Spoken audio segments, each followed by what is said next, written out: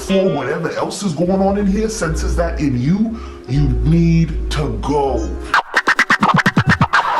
What up, story motherfucking time. So some time ago, I had introduced you guys to an experience that my grandmother saved my backside from. And I appreciate everybody's input in expressing that they want to hear more from my grandmother. And so I did just that, reached out to my grandmother so that she can contribute to these stories to add more authenticity. So several of you asked, did I ever tell my grandmother what happened that day? Considering how adamant she was in warning me to be careful. She had called me that morning and prayed with me. And my issue was that I was running late to a class that I'm always running late to. I was in nursing school.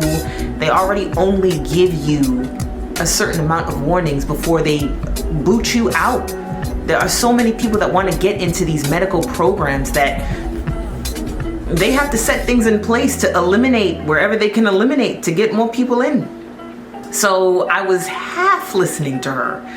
And long story short, just in an attempt to summarize what had happened, my car didn't break down, but it ran out of gas. And I ended up running out of gas in front of a home that it didn't really look all that scary, but it looked sad, okay?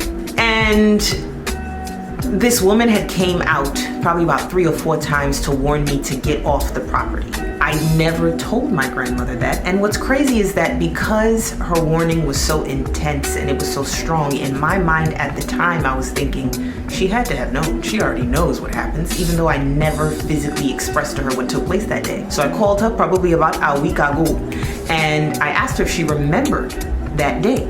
And she said, of course she remembers that day. And so I basically said, did I ever tell you what actually happened? She said no. And so I told her. And she did not sound the least bit of surprised or concerned. There was no, what? Ashley, you gotta be more careful. You got to be more careful. There was none of that. She was like, so what did you do? I was like, Granny, you called me. You called me. And when you called me, shortly thereafter, the AAA guy showed up and that woman just vanished. And so she asked me, well, what do you think that means? What do you think that means, Ashley? What do you think that is? You're protected.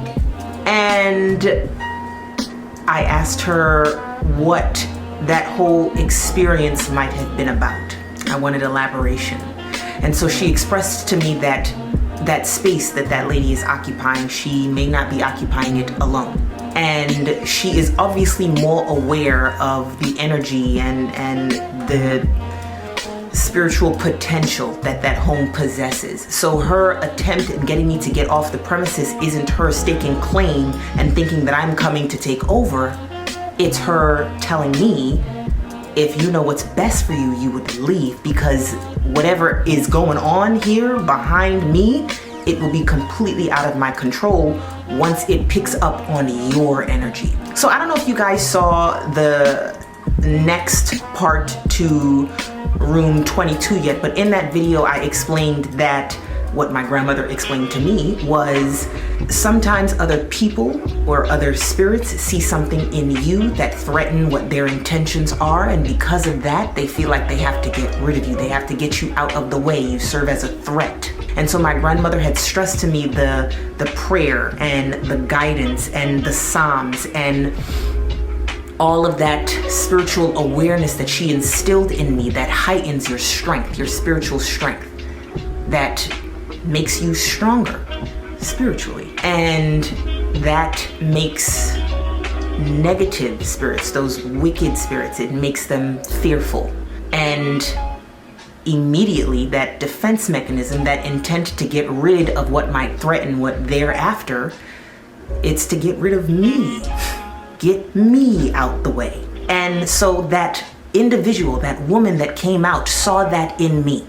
She sensed it in me first. And all she was trying to say is, before whatever else is going on in here senses that in you, you need to go.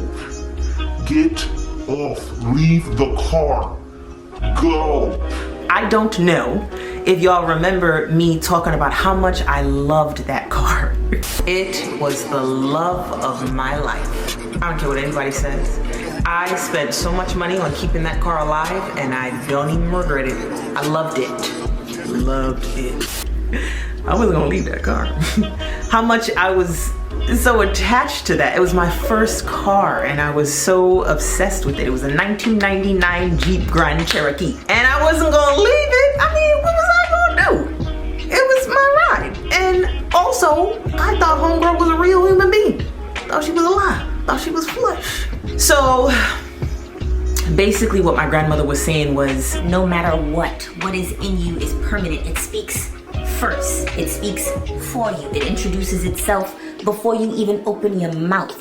Our auras and our spirits communicate more than we do. We don't even realize that we are being betrayed by our own spirits and our energy if our intention is not to be honest and to be truthful, especially if we are speaking to someone who is so spiritually aware. you know, I don't know if you guys ever heard of that term empath, like people who genuinely feel what everybody else is going through. My grandmother just calls that spiritually gifted. Okay, and she doesn't necessarily believe that everyone that calls themselves an empath is a true empath. In her explanation, she basically says, Not everyone has the ability to see that. However, those who do aren't even always aware of it. So they don't know how to explain why they're feeling certain ways, why they're weighed down by other people's spirits, why they're walking around with other people's worries and their fears and their concerns. You have to be aware of it in order for you to not necessarily control it, but understand it so that you don't allow all of those other spirits to latch on to you. Because there's something in you that is nurturing, it feeds, it's positive, it's higher, you know? and it brings us right back to that whole experience with homegirl walking out the house and telling me to leave. Because other spirits, especially the wicked ones, the ones that don't have positive intents, they see that, they feel that, and their intent is to get rid of it, to rid you of it.